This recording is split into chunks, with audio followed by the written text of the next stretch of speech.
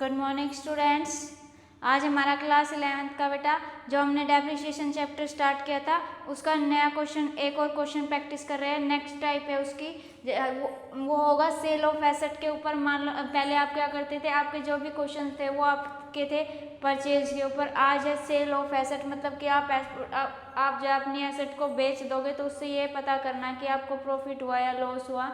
इस तरह के क्वेश्चन भी आपको डेप्रिसिएशन चैप्टर में जो है मिलेंगे। ठीक है, तो देखो हमारा क्वेश्चन है an asset was purchase for ₹10,500 on 1 April 2014।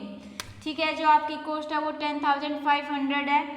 The scrap value was estimated to be ₹500 और जो स्क्रैप वैल्यू है वो ₹500 है। At the end of asset 10 years life, 10 years आपकी क्या है, यूजफुल लाइफ है। ठीक है, उसके बाद straight line method of depreciation was used. आपको SLN मेथड जो है वो यूज करना है। The accounting year ends on 31 March every year. ठीक है, आपका अकाउंटिंग ईयर 31 मार्च को जो है एंड होएगा।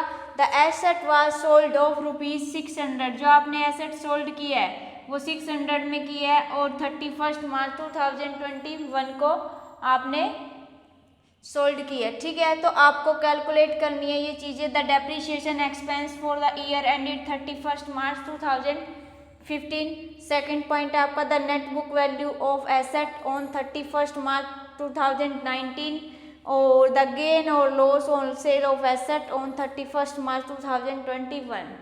तो ये आपको क्वेश्चन गिवन है। तो आपको देखो कॉस्ट आपको गिवन है 10,500 की। ठीक है, तो आपको क्या निकालना है, the depreciation expense for the year ended 31 मार्च।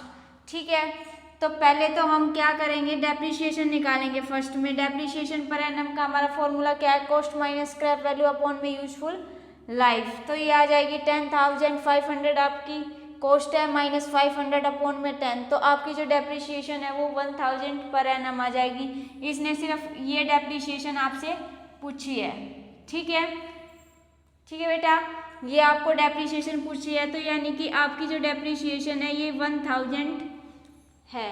ठीक है, इसी तरह हर साल आपकी जो डेप्रिसिएशन है वो क्या रहेगी, 1000। SLM मेथड में क्या डेप्रिसिएशन रहती है, जो आपकी एज इट इज चल रही है, जो आपने निकाली है एक बार वही आपकी डेप्रिसिएशन रहती है। यानी हर साल आपकी जो डेप्रिसिएशन है वो 1000 रुपीज़ ही रहेगी। ठीक है, ये 1000 रुपीज़ आपकी हर साल डेप्रिसिएशन रहेगी। तो इसमें लिख देंगे हम 1000। ठीक है, ये मैंने 31 मार्च 2021 तक का जो है बनाया है, क्योंकि हमें 31 मार्च 2021 तक ही चाहिए। ठीक है, तो आपका जो फाइनेंशियल ईयर स्टार्ट होता है वो 1 अप्रैल 2014 को होता है। तो यहाँ आपका फाइनेंशियल ईयर स्टार्ट हुआ, एंडिंग कब होती है, 31 मार्च 15 को होएगी। 2014 में स्टार्ट हुआ तो 31 मार्च 15 को आपका जो एंडिंग ईयर है वो होगा। उसके बाद अगला एंडिंग ईयर 31 मार्च 16 को होएगा। 31 मार्च 17 को आपका नेक्स्ट एंडिंग ईयर होगा। उसके बाद नेक्स्ट एंडिंग ईयर आपका 30 मार्च 18 को होगा और नेक्स्ट एंडिंग ईयर 30 मार्च 19 को होगा और नेक्स्ट एंडिंग ईयर आपका 30 मार्च 20 को और नेक्स्ट एंडिंग ईयर आपका होगा 21 तक लिखना था बेटा। ठीक है, तो यहाँ हो जाएगा आपका नेक्स्ट एंडिंग ईयर। ठीक है, ये आपका 31 मार्च 2021 को आपका नेक्स्ट एंडिंग ईयर जो है वो है। ठीक है, तो इसके बाद आपने यहाँ पे बुक जो है 31 मार्च को जो है आपने क्या किया, सेल किया एसेट 600 रुपीज़ में। ठीक है, वो लिखा हुआ 600 में 31 मार्च को आपने सेल किया है, तो यहाँ लिख लो सेल ऑन एसेट। ठीक है, सेल ₹600। ठीक है, अब नेक्स्ट देखो the net book value of asset on 31 March 2019। तो आपको इसमें नेट बुक वैल्यू बतानी है। नेट बुक वैल्यू आप कैसे बताओगे, देखो 30 बुक वैल्यू आपकी कैसे, नेट बुक वैल्यू कैसे निकालोगे, आपकी जो कॉस्ट है वो कितनी है, कॉस्ट आपकी देखो यहाँ पर 10,500 है। ठीक है, और आपको कब तक की बतानी है, 31 मार्च 19 तक की बतानी है। यानी हमारा जो एंडिंग ईयर ये है, यहाँ तक की आपको बतानी है। ठीक है, तो आप इसमें देखो आपकी जो डेप्रिसिएशन है वो कितनी कम हुई है वो देखना आपको। आपकी कॉस्ट वैल्यू थी 10,500, तो उसमें से आप इस साल के 1,000 रुपये घटाओगे, फिर ये फिर ये फिर ये फिर ये, यानी 2019 तक आप कितने 1000 रुपीज़ घटाओगे, 1 2 3 4 5।